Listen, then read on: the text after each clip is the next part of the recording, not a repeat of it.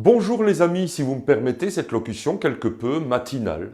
Cette vidéo fait partie d'une trilogie, pour ne pas dire d'une tripotée de page 99. Ainsi en ai-je décidé. Je fais encore bien ce que je veux, c'est ma chaîne. Une trilogie sur le thème de la disparition, de la dissolution dans les abysses de l'histoire, de la mort même. Mais vous me connaissez, on va pas trop pleurer non plus. Bien au contraire, vous verrez que rien n'est grave, pourvu qu'on ait bien vécu. La première partie avait trait au livre Disparaître, justement, de Lionel Duroy, vidéo que je vous recommande vivement tellement elle est bien. Et la prochaine parlera du fait que la mort n'existe pas. Mais je ne sais pas quand elle sortira. J'espère avant mon propre trépas, ce serait dommage. Restez attentifs et vivants, il ne devrait plus trop tarder. Pas mon trépas, le troisième opus. Mais cette vidéo, une fois n'est pas coutume, est également sponsorisée. Un jour, alors que je randonnais tranquillement, quelque part entre Londres et Naples, et que j'en étais à chercher un raccourci que du reste jamais je ne trouvais, David Vincent les a vus, les produits Y-Food. J'avais faim, le prochain repas digne de ce nom était prévu pour 6 heures plus tard, il fallait que je mange, que je me rassasie. J'avais le choix entre un McDo à la graisse, une salade au vide et un paquet de chips au paprika.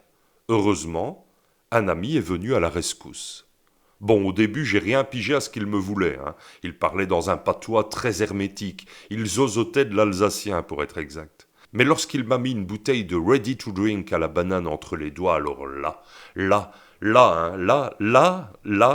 je me suis dit, ben oui, pourquoi pas. Et j'ai même ajouté, de toute façon, j'ai trop faim, je mangerai n'importe quoi. Sauf que les produits Y-Food, eh bien, ce n'est pas n'importe quoi, justement. C'est onctueux comme tout. C'est goûtu en diable. C'est sans sucre ajouté, sans gluten et sans lactose. Ça contient 26 vitamines et minéraux. Et, entre autres, c'est emballé dans des bouteilles chaleureuses au toucher et à la vue, 100% recyclables. Et si ça ne paye pas de mine quand même pour vous, que ça vous fait penser à du yaourt, en vrai, c'est une réelle révolution dans l'art de remplacer la junk food par du bénéfice net pour votre corps.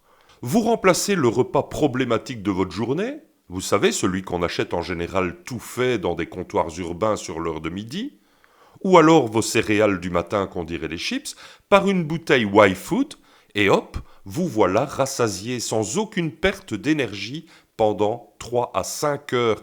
Et c'est délicieux. Y-Food m'a tout de suite séduit, au point qu'une fois rentré chez moi, oui, en Belgique, j'en ai commandé plusieurs bouteilles de chaque goût. Il y a 6 goûts en tout. Désormais, lorsque je suis tenté de m'offrir de la junk food hors de prix et qui me tue à petit feu, j'ouvre plutôt une bouteille de ce délicieux repas équilibré et prêt à boire.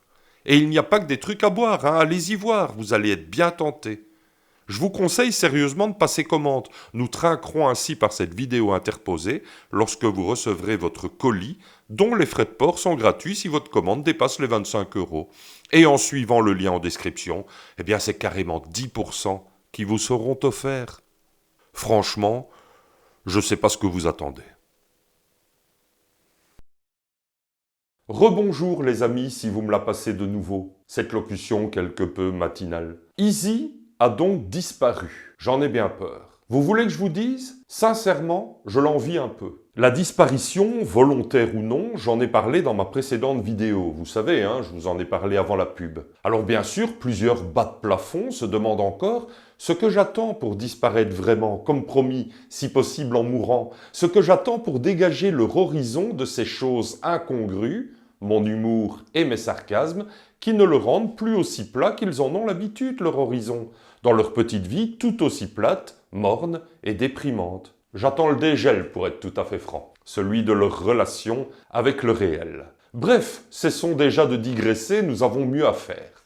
Écrit par Bruce Benhamran, de la chaîne Y Penser, qui est à la fois un ami... Enfin bon, c'est moi surtout qui me réclame être son ami. Lui, il ne sait pas me voir non plus. Certes, il a bitchwatché toute ma chaîne et nous avons nettoyé un garage ensemble parce que Sébastien de Vous avez le droit était parti à bord de sa MG sans même faire attention que celle-ci eût recraché de la pourtant excellente 20W50. Certes, mais je sens bien qu'il me méprise. Bruce, de la chaîne Y Penser. Déjà parce que j'ai adopté la même coiffure que lui et que je me suis laissé pousser la même panse, sauf que lui c'est à la bière de droite tandis que moi c'est essentiellement au tofu d'extrême gauche. Écrit par Bruce Benamran donc, de la chaîne Y Penser, qui est un ami et un sacré phénomène, ce livre marche bien. Le bougre fait le tour des FNAC et des salons du livre avec Easy a disparu. Si bien que j'en suis pas jaloux du tout, et nous le verrons tout au long de cette vidéo. Mais passons. Bruce, de la chaîne Y Penser, avec ce bouquin bien écrit et sous les dehors de commettre un polar, plonge surtout dans le grand bain des influenceurs, pour peu qu'il n'y fût déjà, avec une aisance qui force l'admiration des foules et une plaisance qui force l'admiration des moules. En lisant cette histoire d'influenceuse qui disparaît un jour à Boston sans laisser de traces et encore moins une vidéo d'adieu, je n'ai pu m'empêcher d'y voir comme une fable qui aurait pu s'intituler « Les animaux malades de la peste », s'il s'était agi d'animaux malades de la peste évidemment, d'animaux malades de la peste qui tenteraient de trouver qui est le responsable de la peste. Ce livre parle plutôt de la disparition d'une jeune fille célèbre pour son cul et du monde qui l'entoure. Ce monde qui veut trouver le ou les responsables de cette disparition. Vous voyez, rien à voir. Bruce, de la chaîne Y Penser, Bruce donc décrit un monde où l'apparence est plus forte que tout, au point qu'on peut disparaître totalement si la raison de notre existence vient à disparaître. Les cosmétiques pour Nabila, une thèse pour Aberkan, Twitter pour la plupart des abrutis qui ont à cœur de créer un drama par jour en forme toujours, l'amour pour moi, sans me vanter. C'est bête, mais ce polar d'apparence simple m'a remué, au point qu'Easy a peut-être disparu, mais moi donc, je me suis retrouvé. Je me suis retrouvé, mais pas comme l'un de ces acteurs, plutôt comme un figurant, dont le rôle est de regarder la société s'étriper sur des conneries incroyables. Comme de savoir si vous êtes de gauche ou de droite, parce que c'est mal d'être de droite, Hitler l'était, savoir si vous tenez pour les gentils palestiniens ou pour les méchants israéliens, savoir si Depardieu jouait bien la comédie, ou si vous êtes féministe. Car YouTube est un monde fait de 3 types de YouTubeurs. Les influenceurs commerciaux, donc, comme l'héroïne absente Easy, dont l'objectif unique est de vous vendre des trucs auxquels ils ne croient pas forcément, mais qui leur rapportent de l'argent qu'ils iront dépenser à Dubaï. Les créatifs, dont je me réclame, qui lèchent leurs œuvres autant que possible, qui ont à cœur de transmettre au pire une info innovante, au mieux un peu de philosophie dans ce monde de brutes, de la chaîne Y Penser, et puis ceux qui agissent comme le monstre alien dans le film de Ridley Scott et dans ses suites. Comme un parasite, ils ont besoin d'un hôte qu'ils investissent de leur agressivité pour exister, pour grandir, pour pondre. Ils ne créent rien, ils se contentent de parasiter les créatifs ou de rebondir sur une info de 6e zone. Ils multiplient les vidéos pour occuper l'espace et crachent leur haine en s'en fichant pas mal de créer un espace étriqué qui tue tout débat contradictoire. Et parfois, c'est le fait de ceux qu'on croyait bien au-dessus de ça, qui désormais donnent leur opinion en la faisant passer pour de la science. Leur but à ces gens-là n'est pas la culture, et encore moins l'esprit critique, mais juste de devenir célèbres ou de le rester en vomissant leurs idées qu'ils disent de gauche, alors que si mon pauvre père les voyait, il leur retournerait une belle baffe dans la tronche de s'en être réclamé. De la gauche. Tous les coups sont permis à ces gourous de la bien-pensance, ce qui nous donne, donc, parfois, l'envie de disparaître. Easy a disparu. La chansarde.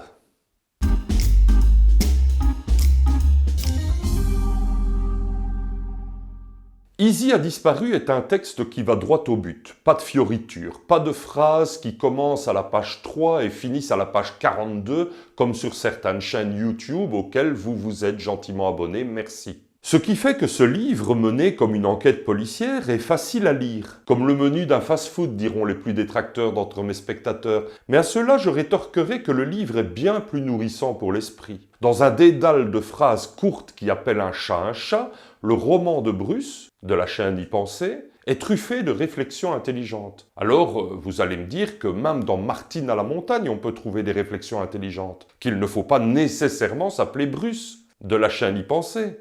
Et à commencer par celle où notre héroïne est aux prises avec le beau moniteur de ski adulte dans cette scène discutable de Martine à la montagne. « Penche-toi en avant et lance-toi », explique le moniteur. Martine attend le top départ. Son cœur bat très vite. Elle est toute rouge de plaisir. De ses deux mains, elle appuie sur les bâtons. Elle prend son élan et retient sa respiration. Par ailleurs, Gilbert Delahaye, l'auteur des textes de la série Martine originelle, mort le jour de la Saint-Nicolas 1997, eh bien, c'était mon cousin. Enfin, un cousin de ma mère, par alliance, mais quand même. Je pense que l'information est suffisante pour que d'éventuels abrutis lancent un drama sur X pour dire à la terre entière que j'aime un peu trop les enfants et que je suis sans aucun doute pédo quelque chose. Alors que non, je trouve qu'un gosse ça pue. Je pourrais pas. Et puis dans cette scène, Martine ne monte même pas sa culotte, je sais pas ce qu'il vous faut. Bref, je digresse et je m'éloigne finalement du sujet qui nous occupe en la personne de Easy a disparu, de Bruce Benhamran, de la chaîne Y penser. J'ai beaucoup aimé ce livre, pour toutes les raisons déjà dites et toutes celles que je dirai encore. Pourtant, quelque chose m'a posé problème. Les personnages, même si ça se calme un peu par la suite, sont d'emblée très nombreux et la plupart d'entre eux ont des noms anglophones, quand ils n'ont pas un pseudo, voire 2 ou 3. On s'y perd un peu si, comme moi, on n'a pas la mémoire des noms. Sérieux, on se croirait dans la vie réelle. C'est vrai quoi, qu'est-ce qu'il y a comme gens qui ont des noms sur Terre, vous trouvez pas? C'est exagéré, ça devrait être interdit. Ce livre, si vous le lâchez quelques jours, bonne chance pour vous rappeler qui est qui. Je ne lui dis pas merci à Bruce, de la chaîne Y penser, de ce simple fait. Notons qu'il y a bien pire, l'heroic fantasy. Qu'est-ce qu'ils ont, tous ces auteurs d'heroic fantasy, à multiplier les personnages au point qu'on en trouve un nouveau tous les 3 mots. Et pas seulement ça, ils leur trouvent des noms que je vous raconte pas. Nourri, Gveuth, Drus, Thorak, Aldur, Kamitena, les Glurk, Samayano, Ayana Kamura, Edith Piaf, que sais-je encore? Une horreur. Personnellement, ma fille appelle un jour son gosse comme dans un roman d'heroic fantasy, eh bien je lui coupe les vivres et ses livres de Martine. Mais voilà, c'est à peu près tout ce que j'ai à reprocher à ce livre qui m'aura quand même tenu en haleine pendant 4 jours, alors que d'habitude, lire un roman policier, c'est pour moi comme une corvée, comme de me coincer volontairement les machins dans le dérailleur d'un vélo.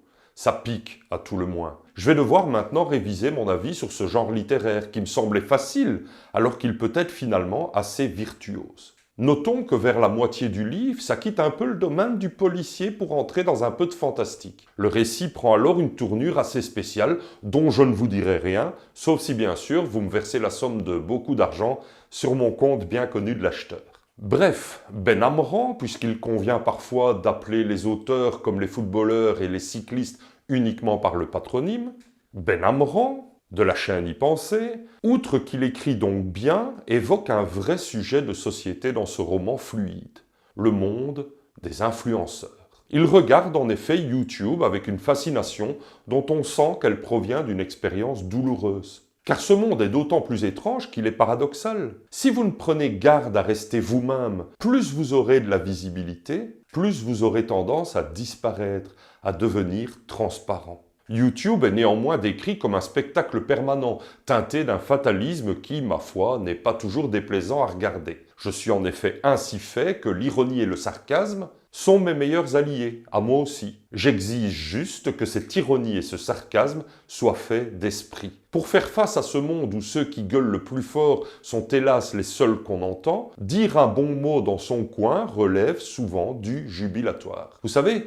comme lorsqu'on est petit et qu'on fait un mini bras d'honneur à quelqu'un qui fait rien qu'à nous embêter avant de partir en courant. Bruce, de la chaîne Y penser, Bruce décrit un monde où on voit défiler en permanence le grand ego, la course à la performance et où la profondeur se noie souvent dans le clinquant. Et j'ai adoré. Et puis, ça a beau se passer principalement aux States, ça a beau faire appel à pas mal de poncifs de films de tribunal américains, la dynamique du livre, selon moi, c'est le huis clos par excellence. Alors qu'il décrit un monde complètement macro, au contraire. Tout se règle, ou presque, dans le bureau de O'Malley, le flic chargé de l'enquête. Mais ça parle de la Terre entière, rivée à son écran de poche. Et on ne s'ennuie pas une seconde, hein. Les dialogues sont très nombreux, très bien écrits, tandis que les réflexions personnelles des personnages le sont encore plus. Il est vrai que l'action est assez rare dans le bouquin. Ce n'est pas un reproche. À partir d'un certain âge, on ne crache plus sur un livre qui nous invite à prendre place sur un siège, fût-il de bureau, pour écouter l'intelligence des uns et pour rire du pathétique des autres. Mais clairement, ça va être difficile de revendre les droits à Hollywood, si vous voulez mon avis. Ou alors, sans Jason Statham. Et donc, maintenant que vous savez que vous devez obtenir ce livre, par exemple en cliquant sur le lien en description, parce qu'il conviendra très bien au transat que vous allez louer cet été sur la plage de Plouffe-les-Bains ou dans le jardin de votre maison de campagne de Foufny-les-Berdouilles, plongeons maintenant dans le grand bain du sujet qui nous occupe et nous préoccupe, YouTube, sa vie, son œuvre. Et faisons taire tout de suite les personnes qui estiment qu'il n'est pas de bonheur possible sans un vrai métier convenable, qui exige le port d'un costume convenable ou d'une jupe étroite, en open space, machine à café à tous les étages et chèque repas qu'on peut malheureusement pas acheter de l'alcool avec. Pour ceux qui douteraient donc qu'il s'agit d'un vrai métier que d'être youtubeur, sachez que même avec mes 20 000 abonnés, et d'autant plus que je n'en ai que 20 000 d'ailleurs, mon métier occupe toutes mes journées, du lever au coucher, week-end et jours fériés inclus, au point qu'on dirait que je travaille pour une vulgaire boîte privée qui vend de la téléphonie et qui exige du chiffre et encore du chiffre jusqu'au suicide s'il le faut. Ensuite, vraiment, YouTube, ça paye pas. Pendant que les drama queens, vous vous rappelez, ceux qui agissent comme le monstre alien, ceux qui font des vidéos en surfant sur la créativité des autres, autrement dit, qui sortent 20 vidéos d'opinion de merde à grands coups de « c'est vraiment pas bien ce que Gontran H a dit, oulala, non, c'est pas bien ». Pendant que les parasites sortent 20 vidéos, le créatif va n'en sortir qu'une seule. Pendant que les drama queens, donc, se font un fric bête en jouant avec vos indignations pathétiques et se montent des cagnottes pour faire des procès à quiconque les aura cités dans l'une de ces vidéos, les créatifs, eux, rament en permanence sur la rivière de leurs espérances en se demandant comment ils vont manger demain. Alors j'aime mes tipeurs, avec force. Si je ne me retenais pas, je procéderais à moult fellations sur plusieurs d'entre eux, mais puis-je suggérer aux autres, à ceux qui m'aiment un peu et qui ont 1 euro à perdre chaque mois de me soutenir en suivant le lien Tipeee en description, plutôt que d'aller nourrir les fiefés drama queens qui n'ont rien à envier à des Morandini ou des Hanouna. Easy a disparu, mais sincèrement, ça me pend au nez moi aussi. Des compagnies de téléphonie mobile me font déjà de l'œil. Ah oui, j'en profite pour vous demander de vérifier votre abonnement à ma chaîne. Le saviez-vous? Plein de gens qui se targuent d'être mes abonnés ne le sont tout simplement plus. YouTube, je vous jure que c'est vrai, peut vous désabonner à tout moment. Vérifiez, vous verrez, c'est parfois édifiant. Bref, quoi qu'il en soit, clairement, avec mes 20 000 abonnés, je ne suis pas le roi de la jungle. Je suis connu, c'est pas ça, et c'est agréable, mais il y a des gens qui se retiennent de s'abonner à ma chaîne. Parfois même, ils partent, se désabonnent volontairement sans avoir besoin de l'algorithme de YouTube. Je ne sais pas trop pourquoi. Je suppose que ma tête ne leur revient pas. Ma façon de parler aussi, mon accent, mes formules absurdes et humoristiques, le fait que je peux rire de tout et avec tout le monde, alors que la coquille noix sur laquelle on court part en cacahuète, merde. Le fait que mes textes ne sont pas toujours à écouter un vendredi soir en rentrant du boulot alors qu'on préférerait aller boire un pot avec les copains ou aller danser. Le fait peut-être que j'ai assassiné la Marseillaise un jour ou que j'ai osé dire que le féminisme, ce n'était pas nécessairement une preuve d'intelligence. Sans doute un peu de tout ça. Moi-même, j'ai mes réactions épidermiques. Je n'ai jamais vraiment pu sentir Kurt Cobain, par exemple. À tel point que je n'ai jamais écouté Nirvana. Il ne m'a rien fait, le mec, c'est juste sa tête qui ne me revenait pas. Ainsi que celle de ces fans de 15 ans qui sentaient le renfermer de leur chambre et arboraient une coiffure qui était un biotope à elle toute seule. Bref, je ne suis pas le roi de la jungle et je suscite sans doute des réactions épidermiques. Être un youtubeur créatif, finalement, c'est un peu comme être contremaître dans une usine. Tu n'es pas président, les gens te tutoient, ton salaire est aussi minable que si tu n'avais aucune responsabilité, tu as toutes les emmerdes possibles et très peu d'avantages, si ce n'est celui de vous rencontrer parfois pour du vrai. Pour du vrai. Sans compter que les critiques vont bon train. Les gens sont capables d'occulter 99,99% de ton travail pour mettre le doigt sur la petite faute d'accord du participe passé dans des commentaires qui piquent comme une ortie dans un slip. D'autres gens sont capables d'assumer leur manque cruel de culture pour te faire un procès. Dernièrement, ils ont été quelques-uns à ne même pas connaître la fameuse rubrique « Les aventures de mon poing dans ta gueule » de l'excellente revue Psychopathe et ont préféré dire que j'étais quelqu'un de violent. De violent. Violent, moi! Purée, ils mériteraient des baffes, ces abrutis. Parce que contrairement à mes moyens de survivre au quotidien, de ces gens-là, sérieusement, j'en ai ma dose. Heureusement, j'ai une stratégie qui confine à la zen attitude. Je ne les lis pas. Dès que je vois que c'est fait pour me faire réagir, afin de leur donner de la visibilité à mon tour, eh bien je passe à autre chose. Je regarde une danse sur TikTok ou je vais boire un verre avec un ami, même si ce n'est pas vendredi. Parce que, soyons honnêtes, réagir à ça, c'est un peu comme faire face à un bandit des grands chemins dans une ruelle étroite où est bon, tu t'arrêtes pas pour discuter de la météo avec lui, tu continues ta marche. Sinon après, tu as toute la bande qui débarque, faut appeler la police, faut ramasser leurs chicots, tout ça, alors non. C'est pas qu'ils me font peur, hein, tous ces mordus de la morsure qui ont une dent contre moi sans même savoir qui je suis. Mais j'ai un train à prendre. Alors vous le savez depuis la dernière vidéo où il est dit que je vais bientôt mourir, cette envie de disparaître, de faire comme Easy, ça me traverse l'esprit régulièrement. Mais je reste quand même. Pourquoi je reste ? Parce que malgré les parasites, ce petit monde a besoin de voix qui résonnent, pas qui crient. Mon humour, que j'espère à votre goût, mon esprit critique non conventionné, ma zététique de mauvaise foi, c'est ma petite pierre à l'édifice du moins pire sur YouTube.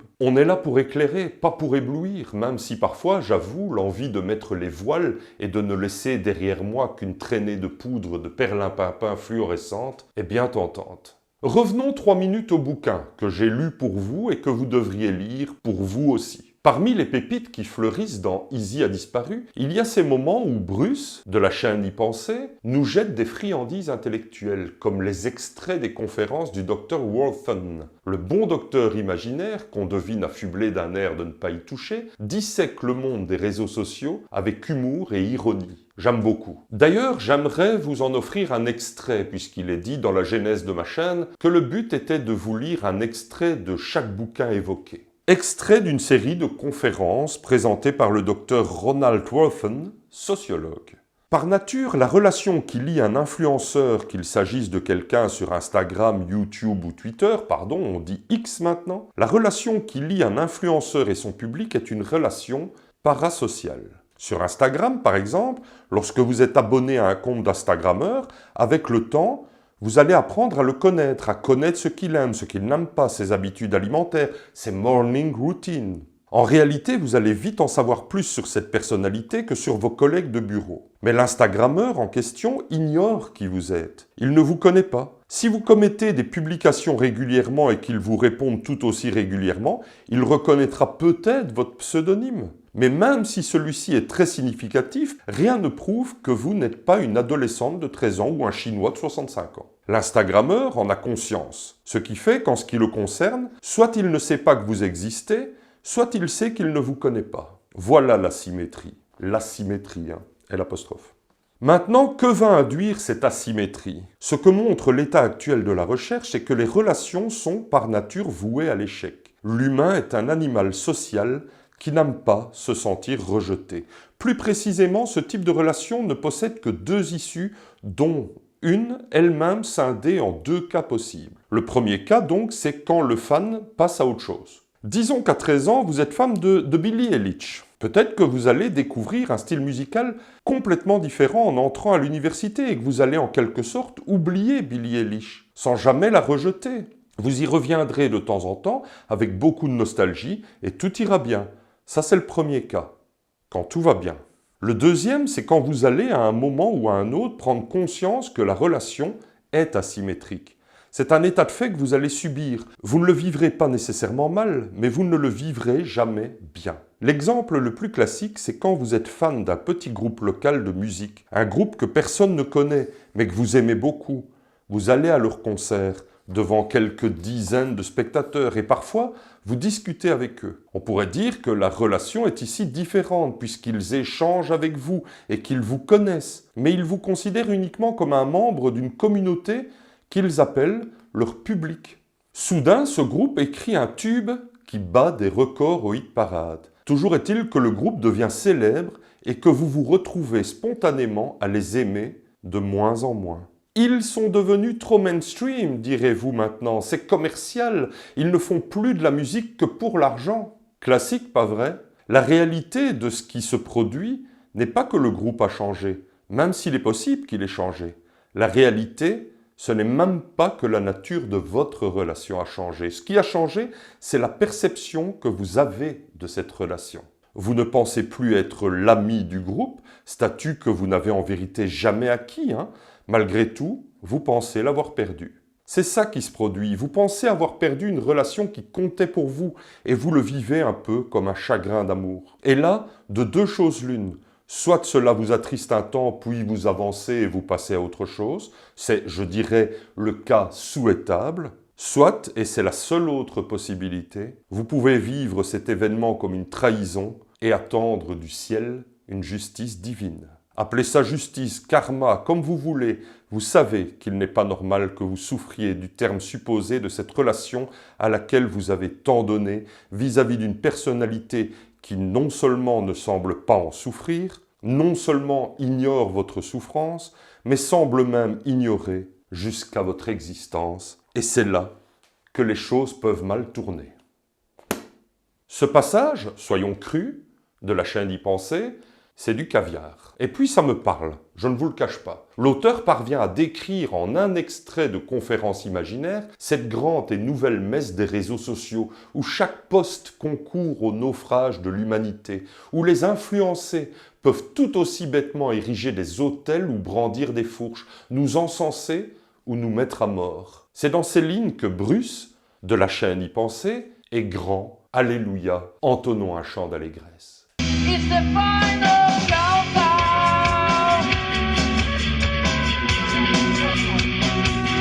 The final countdown. Il expose la complexité des liens qui unissent les fans à leurs idoles et comment cette vénération peut virer à l'obsession, voire à la menace, lorsque le mirage de la proximité virtuelle s'estompe. Personnellement, je préfère qu'on ne m'idolâtre pas, mais qu'on me respecte.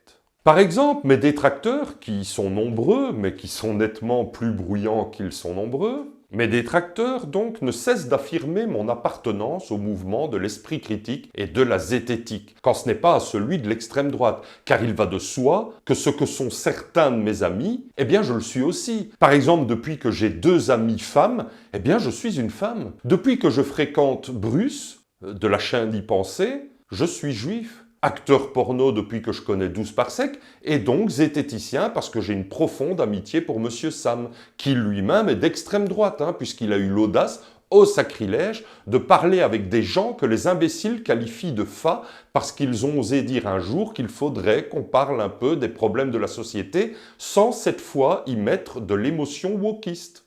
Je ne suis pas zététicien. J'espère que tous les branleurs abonnés et les autres barbus en mal de notoriété le sauront désormais. D'ailleurs, la zététique, c'est l'art délicat du doute méthodique. Et moi, je n'ai aucun doute sur leurs intentions. Ils sont toxiques, méchants, en PLS devant le vrai progressisme et malheureusement une espèce en voie d'apparition dans le zoo numérique où se pavanent de plus en plus les certitudes faciles et les intox bien grasses sur fond de cagnottes malhonnêtes pour financer leurs mouchoirs à sperme qui dorment sous l'oreiller de leur lit en arrière-plan. Pardonnez-moi de ne pas boire chaque shot d'informations frelatées qu'ils me servent sur le grand comptoir des réseaux sociaux. Bon, une fois de plus, il faut que je me calme, d'autant que ce simple paragraphe va, je le sais déjà, déclencher une autre avalanche de menaces et de harcèlement. L'un va pleurer de sa voix de crécelle que je ne me rends pas compte du mal que je lui fais alors qu'il est déjà tellement mis à mal par des gens qui parlent de lui, alors que s'il regarde bien, non, pas du tout. Les gens ne parlent pas de lui. Si moi je n'en parle pas, eh bien personne n'en parle. Enfin, je veux dire dans des vidéos qui ne soient pas du stream.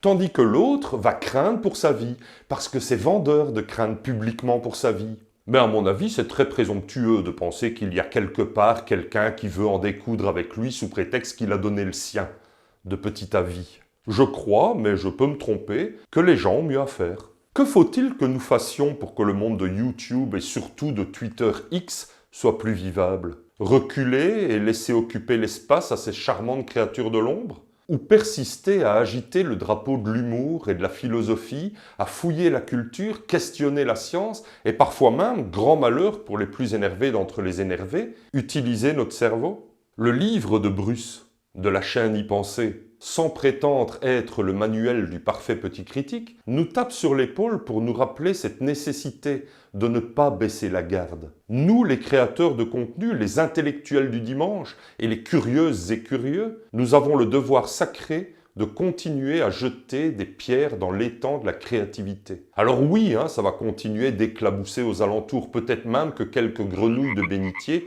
vont coasser en retour.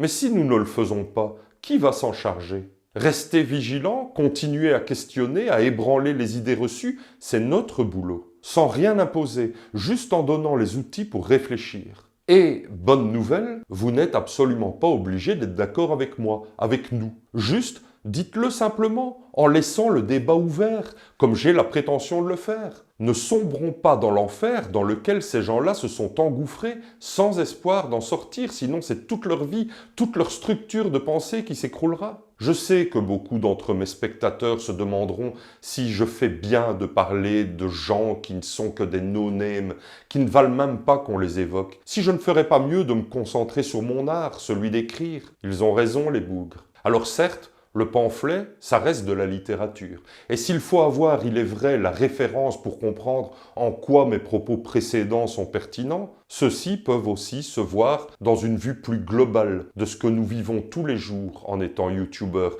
et même en étant citoyens. Je ne me plains pas, je vous aime et j'aime mon métier, mais disons que ces parasites qui n'ont de cesse de critiquer négativement tout ce que YouTube compte de personnes qui veulent apporter un plus à l'humanité, ça me démange, comme si je venais d'éteindre la lumière dans l'espoir de passer une bonne nuit, sachant qu'il y a une quinzaine de moustiques dans la chambre qui guettent la baisse de ma garde pour s'abreuver de mon sang. Dès lors, je ne sais pas si nous aurons appris quelque chose aujourd'hui, sinon que j'ai un talent certain pour les phrases très longues et pour m'égarer dans des digressions parfois plus tordues que l'esprit de ces parasites. L'envers du décor de YouTube est une jungle à tout le moins abétissante, où l'humour et la critique doivent persévérer pour ne pas se faire dévorer par la médiocrité et la facilité. L'important est de rester debout, histoire de ne pas avoir trop envie de disparaître.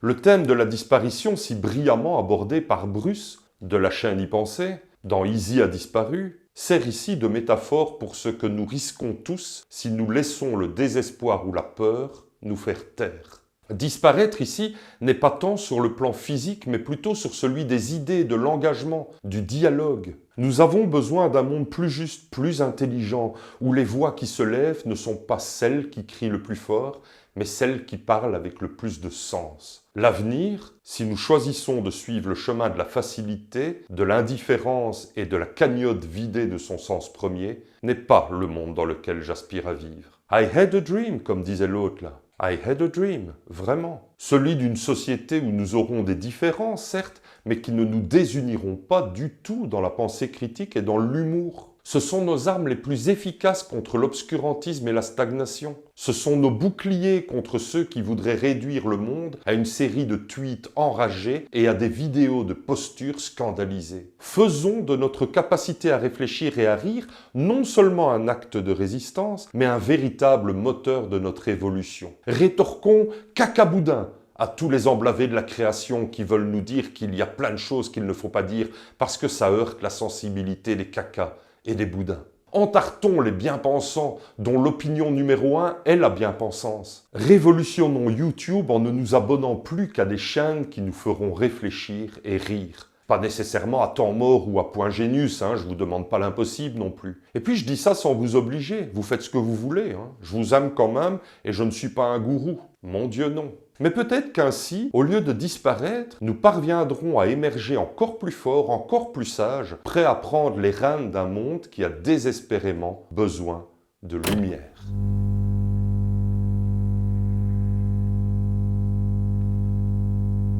Ce serait bien qu'on retrouve Easy. À bientôt.